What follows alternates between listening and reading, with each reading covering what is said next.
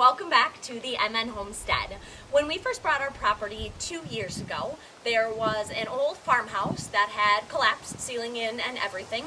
So we got rid of that right away. And there was also a trailer that's sitting behind me right now. We've been staying in that for the last 2 years and it has been fantastic. It had running water until last year after we shut it off. And then it also had electricity and heat, so it allowed us to be up here during the winter, which was huge for us. Also, it was just a great place to be able to relax on the really hot days and able to have all of the stuff that we needed, so we weren't having to bring things up every single weekend. We now have somebody that is ready to take this off of our hands, and our cabin is at a point where we can start bringing some of our furniture and things over there. So today is the day that we start doing a little bit of a switcheroo.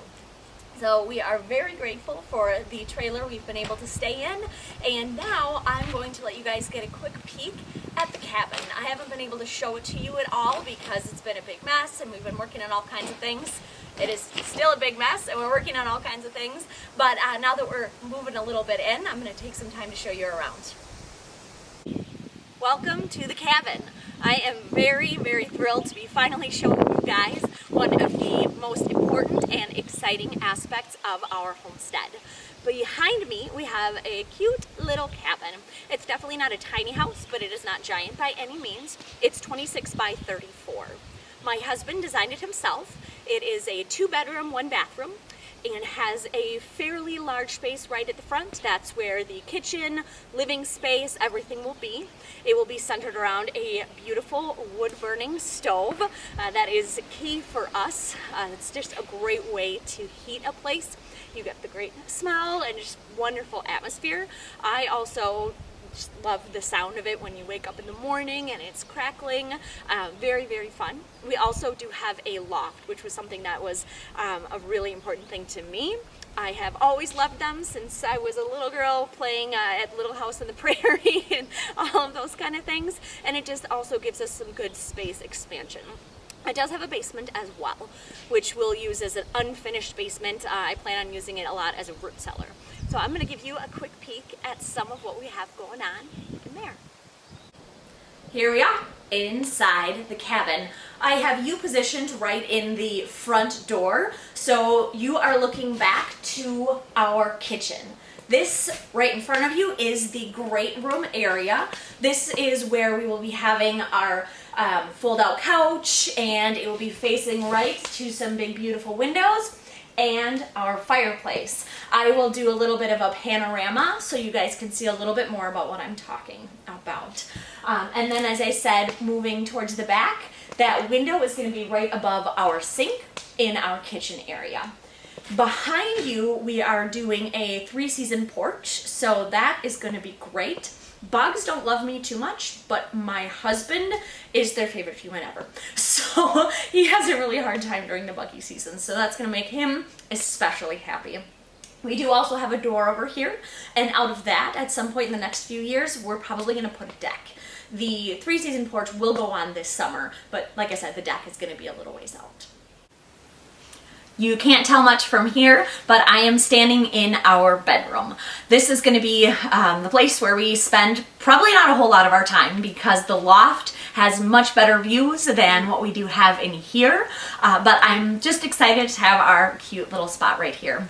We're basically building the entire cabin out of pine, and we were a little concerned that, especially in the smaller rooms like the bedrooms, it was going to be a little bit much, and it still might be.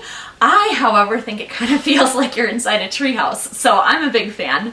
But as we get closer, if we decide that having the floor be wood and all of the walls being wood, we may whitewash the wood ceiling rather than just having it plain wood. So we'll see. I'm not going to show you too much else, but right behind you is the bathroom, and directly across from me is our spare bedroom. We also call it my parents' bedroom. Since my mother-in-law and sister-in-law have tiny houses just down the road from us, my parents' cabin is about an hour away. They're the ones that are going to be using it the most frequently. I'm going to give you a quick view of the loft, and then we'll wrap things up. And here we are in the loft. I am standing right above the kitchen and great room. So this is definitely going to be a favorite place. I mentioned we have the two big beautiful windows up over here, and right behind you we have another two big beautiful windows. So even though we are up above, we're still going to have plenty of sunlight, and we'll have the great opportunity to look out, still enjoy the wood stove from below. And I'm personally very excited about what we're doing with the sides here. We have a very, very slanted roof. It's a very steep slant, and so we don't have a whole lot of space to use on the sides. So we're making these into cabinets. And then right here, this is the top of the stairs. We're going to leave this one open as a bookshelf. I am going to fill it with books about plant and wildlife identification, my favorite outdoors books from growing up, maybe the Laura Ingalls Wilder's.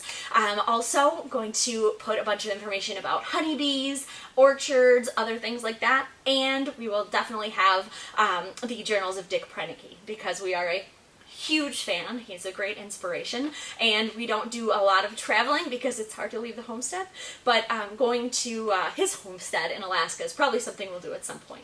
So thank you for learning a little bit more about the homestead and the cabin. As we keep moving with the cabin construction, I will share more videos of what things are looking like, and I look forward to sharing all of that with you. Please make sure to subscribe and hit that little bell, the follow button. That'll let you know every single time we post a video. Also, check out our website, themnhomestead.com, where you'll find other updates, some favorite recipes, and other stories of the homestead. And also follow us on Instagram at the.mn.homestead. And we will see you next time up here at the homestead.